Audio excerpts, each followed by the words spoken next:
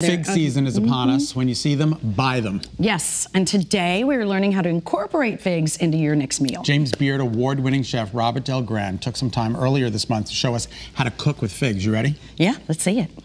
You have an undergrad degree in biology and chemistry with a PhD in biochemistry. Where does figs fit in? Figs fit in everywhere because they're delicious. When you go into school, it's a nice snack, always good. Oh no, the best California figs are grown in California, all the way from the dried ones that are available all year round, or those fabulous fresh ones. I think you all have some that are available now until November. Just a great treat to eat them, isn't it? It is. I mean, we have some. Thank you for sending them so we would know. And Scott and I were just looking, like, one is green, one is purple, one is mixed. What do we need to know about these figs? How do you pick them?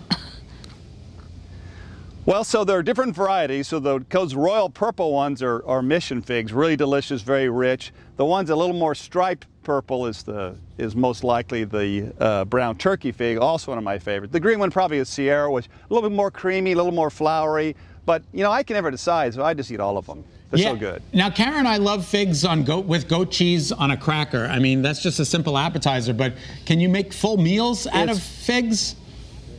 Yeah, that's what is a great one, but the figs go just about everything. Let me show you a couple tricks. Just with all you need is a kitchen knife and some great California figs. If you just take the bottom off, for example, so they stand up, you can roast those in the oven, a little salt and pepper, and it makes this unbelievable side dish for like any meal. A roasted chicken with some roasted figs, it's like just fabulous. That would be amazing. Do you just put it in with like olive oil, salt and pepper? Olive oil, salt and pepper, it's that simple and so tasty. The other thing you do, then I love just to split them down the middle, and you'll end up with like a platform for fig, like you said, goat cheese or a little prosciutto on it. And in 10 seconds, you have a phenomenal appetizer. Even a little salt and pepper on that, little olive oil, make it even more savory. It's really good. And then from there, and only with a kitchen knife, this is how simple it is, you can cut them into slices.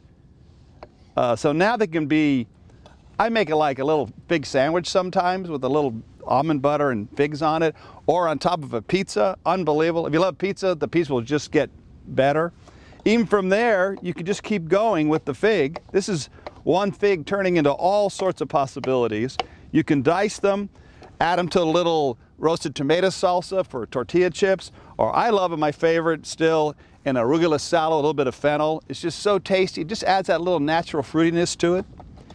Would you want to see something, a new technique that I happen to love that's really fun? Yeah. Yes. Are you ready for this one? Yes. You ready? Because no one's ever seen this. The first time this has ever been done. So I love to, when the figs got particularly soft, you just smash them with a kitchen knife and they'll turn into a little fresh fig puree. Oh, see how that is? Isn't that lovely? And just like sweet and creamy. Yeah, I think so. Then you could stir them into things. I mean, I love a ranch dressing. Everyone loves ranch dressing. You stir it in the ranch dressing, you get this fig ranch dressing, great with a salad. Or if you like to barbecue, you take your favorite barbecue sauce, stir some of that fig puree in, you get an instant California fig barbecue sauce. You can baste them, really, really great. And these recipes, you know, they work with the fresh figs or the dry figs as well. Same techniques for everything. So I'm holding 1,001 uses for figs in cooking. I'm holding a fresh fig, and I think a lot of people sometimes go buy them in the store because they go, oh, I don't know what to do with them. So thank you for showing us all that. But we can eat the skin. Like, I can bite into this fig right now. Do it. Mm-hmm. And it's delicious. Yeah, it's like an apple. It's like a peach, like an apple. Mm-hmm. Yeah, just like that. Hey. And the skin is tender, and a lot of the flavors there, too. Robert, I know back in 1994 you were on Cooking with Master Chefs featuring Julia Child.